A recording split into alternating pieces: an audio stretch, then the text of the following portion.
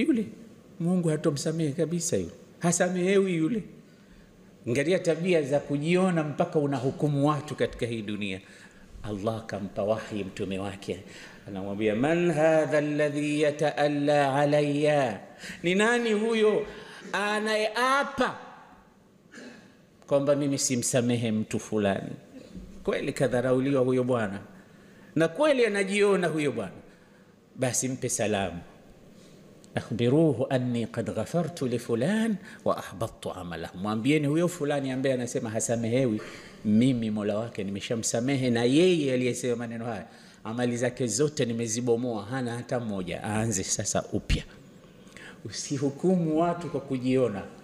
Na hii maal asafi shadid leo imeingia katika umma wa Kiislamu, watu kujiona bora kuliko wengine, hata katika Islam, katika dini, katika ibada, katika uchamungu.